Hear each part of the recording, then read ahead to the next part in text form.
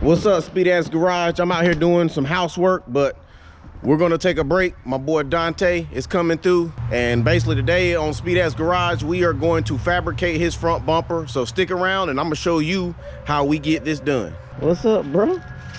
Long time no see. Man, come on, man. Hey, it's over, dog. It's over. Man, I don't want to be on no camera. He don't want to be on camera, but for all of our Garner Senior High 2001 cats, he been hiding out. But hey, he's still alive. Look at that joker back, though. That mother swole good. That's the old bumper and the new bumper. We're gonna pull these mugs out and see what they look like. Out with the old, in with the new. And for you guys that are interested in doing some clear side markers, my boy, he loves some LEDs. I can't wait for y'all to see his 240. This is the old bumper. As you can tell, she done bottomed out a few times. We got that drift tax going on. The daggone clear is flaking. So we're gonna retire this bumper. Previously, if you could tell, the mouth of it is like significantly bigger than what it was before. And all we're gonna do is we're gonna transfer this to that bumper. It came with the mesh on this. That's what this was. Okay. So once I took up all the material from here and on this side to make it flush, because they had like a big old blob, kind of like right here. And so then I just trimmed it out so I can get it to sit flush. Yeah, because that do look good. Yeah, I mean, it's better on the front side because these things used to be pushed in lopsided. Yeah, and then all the time, these things right here are real loose, and that thing is in there good, boy. See how thick this piece is right here? That's what's stopping it. This right here, and on this part of it is hitting right here. So once you put this on, the intercooler piping hits all of this. This touches the intercooler right off the back. Right. And then on this one that we modified, as you can tell, there ain't hardly no lip on the back. I didn't start the YouTube channel back then, but we basically put the S14 together at Speed Addicts Garage about a year ago or so. And just like Adam, I had to make the intercooler bracket for his setup. And when I did that, I'm a big fan of making it where the intercooler is right up on the front bumper. I'm all about that aggressive look. It looks more aggressive. You got more airflow going to it. And at the same time, if you look at the opening on this and look at the opening on that, I mean, it's a big difference. A real big difference. So the purpose of an intercooler is to cool down the charge air that goes through the intercooler and through the throttle body. And I want to make sure that we got as much air as we can possible. Plus, when you pull up the boards with all that front mount exposed, jokers get a little bit more scared than before. So let's go ahead and get this thing ready. And again, y'all, check out these parking lights and these side markers. Like, you see how they got that kind of like that concave on them? These jokers is hot. Where you get these from? They come from P2M. P2M. I think it's a company, might be out of Florida.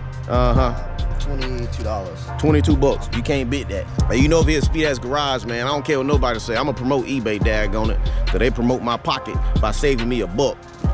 They saving Dante $1 too. So let's go ahead and clean these up, and I'm gonna show you how we open up the front bumper. All right, fam.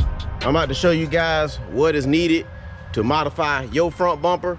First things first is safety. You need some safety glasses. If you have anything to put over your mouth, the same junk that you wear when you go to Walmart because you're scared you're gonna die from the COVID-19, you need probably one of them.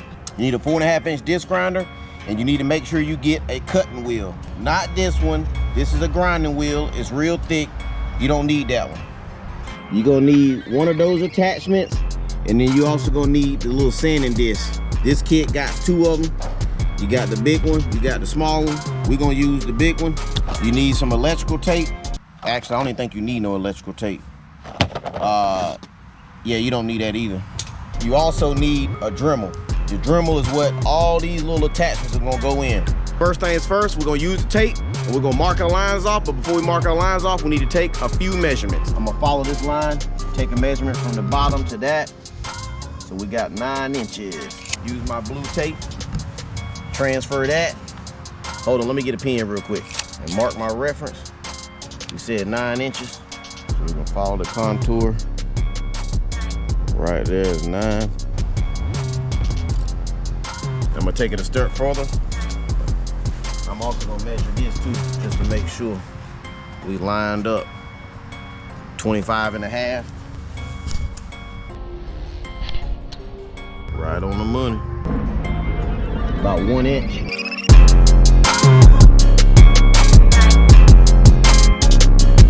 So now is the point where we're gonna use this blue tape. And what we're gonna do, we're gonna use this tape as our tracing pencil in order to know where we need to cut.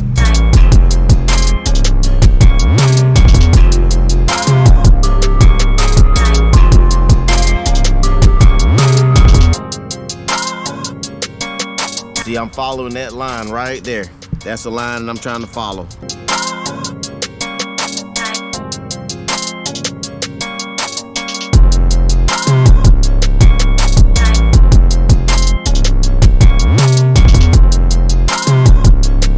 That's it. And now we're gonna run the tape along the bottom side here.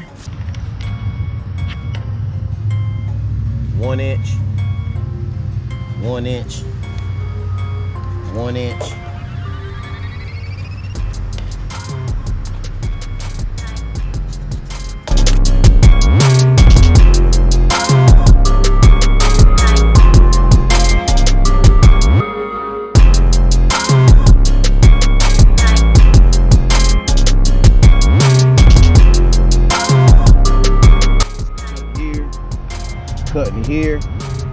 Cutting here, and then coming down, and then I'm using that reference mark there, and then coming all the way back across everything from this section to this blue tape end.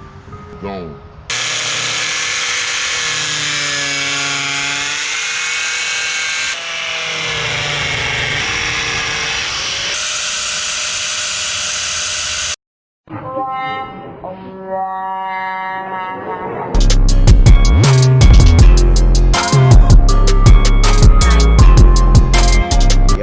Gonna change my goggles out. I know some of y'all gonna say put a guard on there, it might help you, and you might be right, you might be right, but I'm hard-headed. At least my daddy used to always tell me that.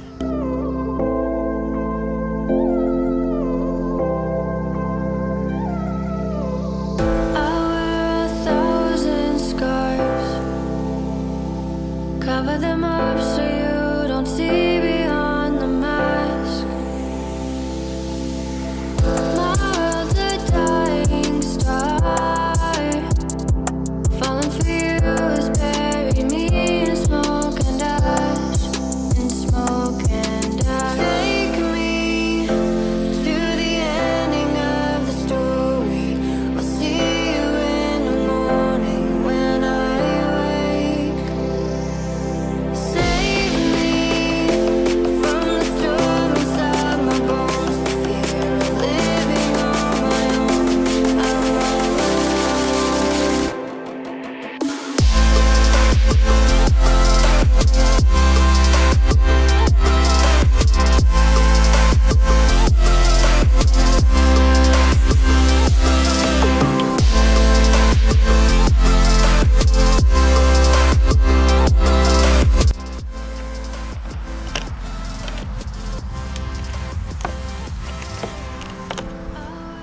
Ta-da!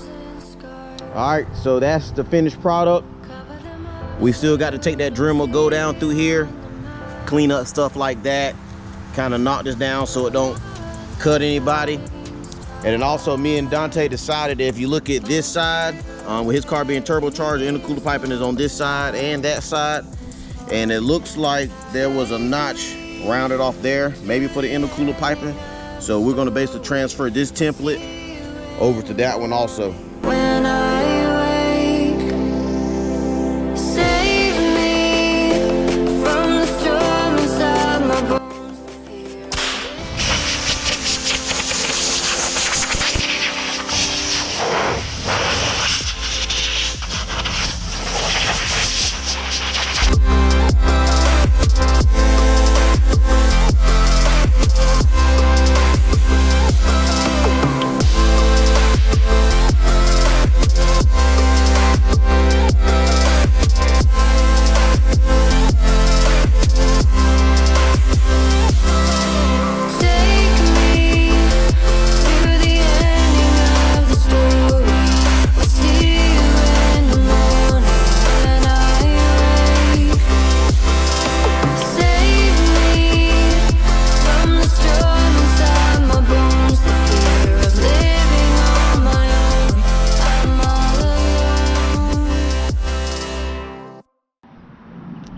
All right, everybody, here's the finished product.